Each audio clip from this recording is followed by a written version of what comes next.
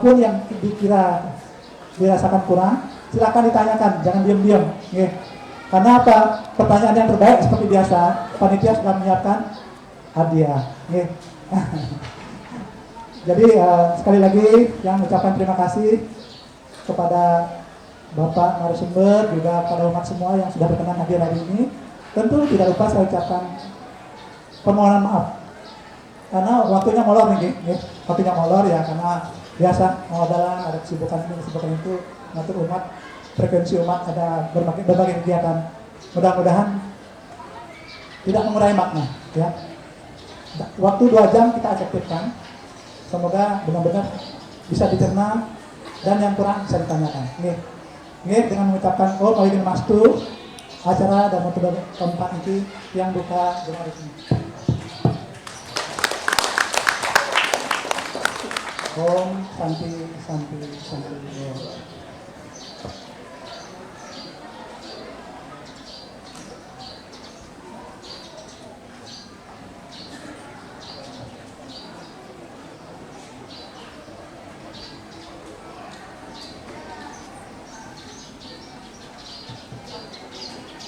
Terima kasih kepada Bapak Wayan Sukma Harijaya atas sambutannya. Selanjutnya tibalah kita di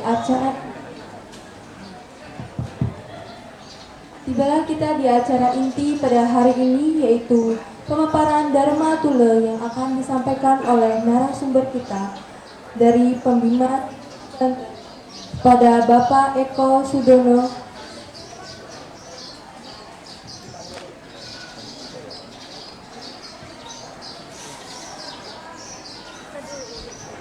yaitu pemaparan Dharma Tule yang akan disampaikan oleh narasumber kita dari Pemimas Hindu Banten pada Bapak, dengan dibantu Ibu Niketut Aturwati. Pada Bapak Eko Sudono SAG kami persilahkan.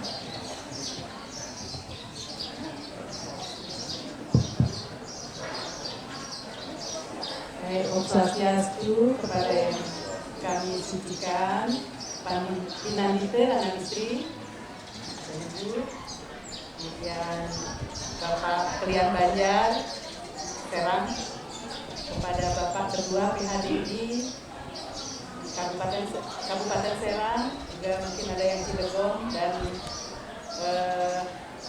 Kota Serang. Kemudian kepada Bapak sesepuh kami dari Pewa dan juga kepada Bapak Ibu sekalian yang hadir hari ini, juga kepada anak-anak Pasraman, anak-anak murid ya.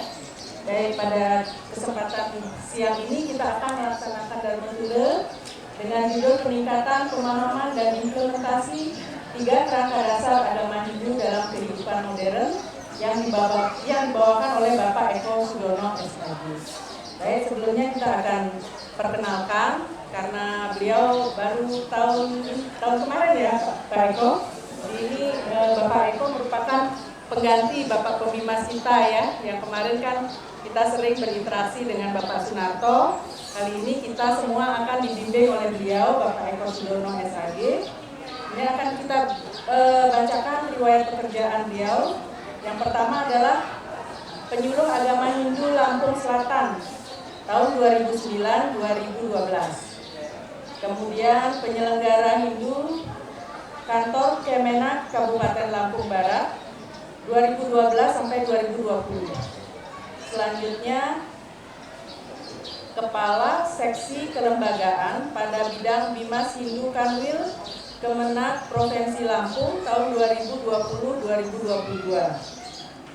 Selanjutnya sebagai analis kepegawaian ahli muda pada Kanwil Kemenak Provinsi Lampung tahun 2022-2023.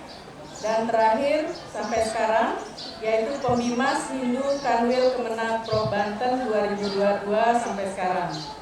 Untuk menyingkat waktu, kita beri aplaus dulu kepada Bapak kita, Bapak Eko Sudono SAG. Semoga kedepannya kita banyak mendapatkan bimbingan dari beliau. Selanjutnya kami persilakan Bapak Eko Sudono untuk memberikan pemaparan.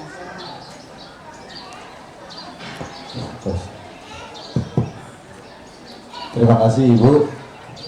Om Swastiastu. Om Maulidinamastu. Om Siddhirastu Tatastu Swaha. Om Manabhadrah Kretawoyantu Swata. Om Buwau Jato Brahmano Brahmacari Dharman Pasana Stapas Sudah Sitat Tasmajatam Brahmana Brahma Diwastam Diwasya Sawari Aperkenasaka. Semoga pikiran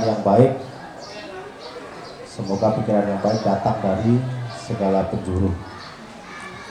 Yang membawa mangku, yang saya hormati Bapak Ketua Parisada Kabupaten Serang dan juga perwakilan juga dari Kabupaten Cilegon. Ibu WHDI ada Pak ya, Ibu WHDI. Kemudian Bapak sesepuh umat. Ada banyak sekali niki sesepuh niki senior. Di depan saya juga ada ibu-ibu yang cantik jelita dari ujung ke ujung niki. Saya memilih lurus Bu karena saya senang memang dipandang sama ibu-ibu ini. Juga adik-adik niki, adik-adik dari Pasraman, kelas berapa Dek? Kelas 10 ya. Terima kasih atas waktu yang diberikan bahwa Astungkara atas Asung Kartawara Nugraha Ida Sang Hyang Widi. Pada hari ini kita bisa bersama-sama melaksanakan acara Dharma Tula di dalam rangka perayaan Piodalan. Sebenarnya ini bagian dari rangkaiannya.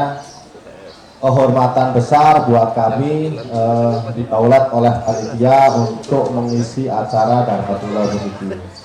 Kemudian diberikan dimintakan materi terkait dengan Trikerangka atau kerangka dasar agama Hindu. Jadi ini materi yang penting menurut saya karena ini dasar dari beragama. Dasar-dasar dari kita beragama. Saya sudah berusaha menyajikannya dalam PowerPoint di sana Ibu, biar batasan-batasannya jelas. Nanti izin juga berdiri di sini ya, Pak Panitia. Kalau duduk lama-lama, saya baru 40 sekian tahun ini udah ngilu-ngilu Bu. Makanya saya tadi menyampaikan ke Pak Tut ini mudah-mudahan suatu saat umur saya bisa sepanjang beliau ini dan beliau juga lebih panjang lagi ya. Sekarang kita semua nanti sampai pada momen dimana kita dipanjangkan umurnya, dirahayukan hidup kita, keluarga kita semuanya. Bapak Ibu umat sedharma yang berbahagia, kedepannya juga untuk adik-adik ini mohon simak ini. Saya pikir ini materi yang penting. Jadi mungkin sudah sering dibaca, sudah sering diberikan wawasan dari banyak pihak, tetapi ini juga tidak kalah penting karena kita prinsipnya kan long life education. Jadi kita belajar itu tidak hanya di sekolahan tetapi sepanjang hidup. Bahkan dari bangun tidur sampai tidur lagi kita sudah untuk belajar terus. Saya juga disampaikan sama teman-teman panitia bahwa wonten beberapa saudara yang memang dharmika nih. Tepu ya? Nggih. Dharmika itu sekarang sudah umum dipakai istilah itu untuk teman-teman atau sahabat yang memang berasal dari non-Hindu lalu kemudian masuk ke Hindu diistilahkan dharmika. Meskipun maaf ampura kalau kurang sependapat dengan apa yang saya sampaikan, saya cenderung sepakat menyatakan bahwa Hindu ya Hindu saja. Ya dharmika ataupun prosesnya itu kan, kalau saya kan dari lahir Bu, ibunya. Ada yang prosesnya baru karena perkawinan, makanya dharmika. Tapi sebenarnya kita sama. Hindu saya sejak lahir, Hindunya ibu mungkin beberapa yang lain sejak menikah, kan sama saja sebenarnya, hanya caranya yang berbeda. Jadi yang namanya kita semua pada dasarnya dharmika, penganut tujuh. Jadi tidak ada dikotomi, pembedaan yang mana Hindu dharmika, yang mana Hindu dari lahir, nggak ada. Kita sama-sama satu Hindu. Mungkin kita menjelang ke materi ya, kalau saya berdiri nih biar bisa loncat ke sana kemari. Karena materinya di sana, pembicaranya di sini, nanti lirikanya ke sana, dengarnya ke sini, mending ke sana saya ke sana biar fokusnya ke sana semua. Mohon maaf.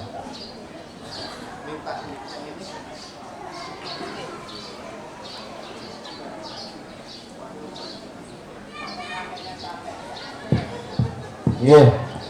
Jadi materi yang dimintakan ke kami, dipesankan ke kami adalah tentang kerangka dasar agama Hindu. Nah, konsepnya itu, jadi saya mengambil dari sisi historis dan perspektifnya dalam kehidupan modern. Kerangka dasar agama Hindu itu nanti akan kita bahas lebih lanjut, tetapi saya ingin menyampaikan, mengantar materi ini dari sisi historis dulu. Mungkin di halaman pertama bisa dibuka. Nah, Bapak Ibu, adik-adik semuanya, umat sedharma yang berbahagia, ini sisi historis nanti kita sampaikan secara singkat. Saat ini kita adalah bagian dari 1,7% penduduk Indonesia yang menganut agama Hindu. Kita itu hanya 4 juta, Pak, Bu. 4 juta orang dari total jumlah penduduk Indonesia yang mencapai 270 juta orang di tahun 2021. Ya. Kita ini sedikit, Bu. Cuma 44 juta dari 273 juta jiwa. Ibu takut? Bapak takut? Adik-adik takut? Enggak ya. Kita ini cuma 4 juta. Umat Hindu paling besar itu di Bali. Lalu kemudian nomor 2-nya adalah Sulawesi Tenggara. Berikutnya Lampung, berikutnya Jawa Tengah, Jawa Timur. Nah, di Banten mungkin maksudnya di ujung lah ya, di bawah. Tapi tidak apa-apa. Ini fakta bahwa kita memang sedikit, tetapi kita yakin bahwa Hindu itu, bahwa agama itu kan bukan partai ya Bu ya, bukan banyak-banyakan. Meskipun pada prinsipnya yang mayoritas kadang-kadang ya begitu, tetapi intinya Hindu bukan partai, agama bukan banyak-banyakan. Lanjut. Nah, Hindu di Indonesia hingga saat ini itu merupakan rangkuman, merupakan imigrasi katakanlah dari banyak aliran seperti ini. Kita tahu di Tanah Toraja nih, di Tanah Toraja ada aliran kepercayaan tradisional namanya Aluk Todolo. Lalu kemudian di Sunda Wiwitan ada beberapa yang berafiliasi ke Hindu masuk ke kita, namanya alirannya Sunda Wiwitan. Di Batak banyak teman-teman saya yang etnis Batak yang memang beragama Hindu, ada namanya aliran Parmalin, bukan formalin ya Bu. Ada lagi di Dayak, di Kalimantan, nama alirannya Keharingan. Belum lagi kita di Jawa, nama alirannya Kejawen. Kemudian kita di Bugis, ada alirannya namanya Towotang. Belum lagi di Bali. Di Bali juga ada tradisi atau aliran yang namanya agama Tirta dulu, yang dekat dengan kita. Kita itu sintesa atau perkumpulan dari itu. Lanjut Pak. Nah, perkembangannya Ibu, Bapak, adik-adik semuanya, di Indonesia ini perkembangannya memang Hindu itu pada waktu itu mungkin istilahnya agama Siwa kali ya, agama, ya oke lah kita sebut Hindu untuk gampang menyebutnya. Dari era klasik Jawa muncul dari Tarumanegara, Kalingga, Medang, Kediri, Singasari, Majapahit. Selesai di situ. Karena setelah Majapahit yang berkembang itu adalah kerajaan Demak dan itu sudah Muslim, Mataram dan sebagainya.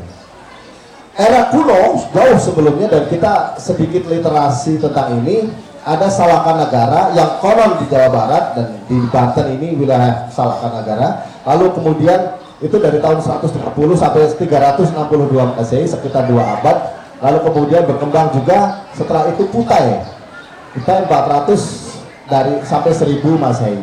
Lalu dari era kuno lalu menjadi era klasik Jawa. Itu perkembangan awalnya di Indonesia. Nanti sebelum trik kerangka itu perlu ini dipelajari dulu. Lanjut. Nah, kapankah ini Hindu menjadi resmi di Indonesia, Pak, Bu? Jadi pada waktu itu sebelum tahun 59, sebelum tahun 69, itu kita belum disebut sebagai Hindu di Indonesia. Ya, ingat itu. bahwa pada zaman kerajaan dahulu kita sudah menganut sistem kepercayaan Hindu, tetapi belum disebut dengan Hindu Dharma. Waktu itu masih Saiwa, kepercayaan Siwa, kepercayaan Vaishnava, kepercayaan Buddha, kepercayaan Ganapatya, Pasupatya, begitu, masih banyak sekali. Lalu kemudian ada Siwasiddhanta semuanya. Nah, itu lalu kemudian tahun 1962 Hindu di Indonesia itu yang pertama diperjuangkan untuk menjadi resmi di Indonesia itu atas jasa-jasa dari saudara-saudara kita, leluhur kita di Bali sana. Munculnya Parisada Hindu Bali di tahun 1962.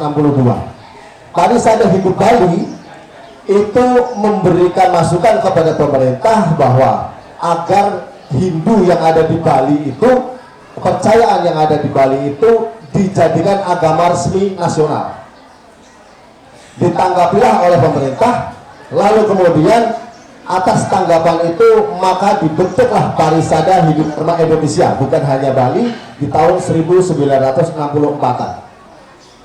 Sejak saat itu Hindu di Indonesia menjadi Hindu Dharma, namanya adalah Hindu Dharma. Kita salah satu atau mungkin yang kelima kita yang kelima dari agama resmi di Indonesia. Ada Islam, ada Kristen, ada Buddha, ada Katolik, lalu kita Hindu. Kita menjadi agama resmi di Indonesia sejak saat itu. Agama resmi ini butuh syarat-syarat ternyata, Bu, Pak. Syarat-syarat. Akhirnya kita mensingkatkan syarat-syarat itu, karena syarat agama resmi itu harus punya kitab suci, harus punya nabi, harus punya tempat suci, harus punya syariat-syariat gitu. Kan syaratnya kan standarnya mereka.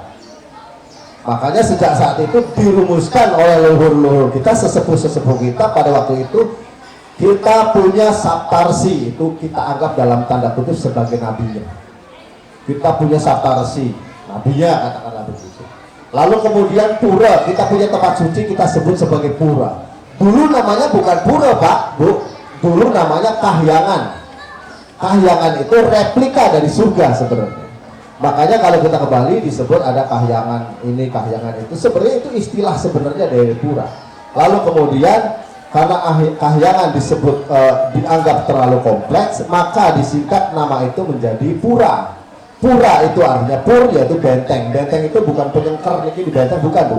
Benteng itu benteng rohani kita, benteng terakhir kita dari pengaruh negatif. Itu benteng. Itu pura. Lalu kemudian kita punya kitab suci yang namanya Weda. Sebenarnya Weda itu yang mana? Kita juga bingung karena Weda terlalu luas. Dari Weda sampai Yajurveda itu sangat luas dan sangat banyak jenisnya. Belum lagi tutur-tutur yang seperti sloka, seperti lontar dan semuanya itu sangat banyak. Kita rumuskan menjadi Weda. Itu agama, itu kitab suci kita. Maka sejak saat itu resmi kita menjadi agama Hindu yang resmi di Indonesia. Itu sejarahnya, perkembangannya. Lalu kemudian meletus peristiwa G30 SPKI. Dulu pada waktu 1965 yang tidak beragama itu disebut PKI, komunis. Maka pada waktu itu Hindu menjadi alternatif ketika para masyarakat yang dicatat tidak punya agama, lalu Hindu itu menjadi alternatif pilihan, Bu. Makanya ada yang kemudian masuk ke Hindu berbondong-bondong. Termasuk di desa saya di Jawa Tengah sana, banyak sekali masuk Hindu dari yang sebelumnya tidak jelas menjadi Hindu. Di desa saya dulu 100%, hampir 100% penduduknya beragama Hindu. Karena lari dari yang dulu berafiliasi dari komunis-komunis itu. Banyak tuh penambahan umat Hindu pada waktu peristiwa ini. Ini peristiwa bersejarah. Lalu kemudian Toraja yang kita sebut di awal tadi, dari Alokodolo itu pada tahun 1970 Toraja ini bingung mau ikut yang mana nih, ikut Muslim nggak mungkin, ikut Kristen nggak mungkin, ikut Katolik nggak mungkin karena pemujaan leluhur masih ada di sana. Maka yang paling dekat adalah Hindu. Maka Toraja, suku-suku Toraja memproklamirkan bahwa yang bersangkutan adalah beragama Hindu. Itu tahun 1970. Lalu kemudian di Batak 1977 dan di Susul Dayak 1980. Lengkap sudah sekarang. Belakangan juga ada Sunda Wiwitan beberapa yang mengikut kita. Jadi kita punya kesamaan pandangan tentang konsep ketuhanan, konsep leluhur, konsep pemujaan.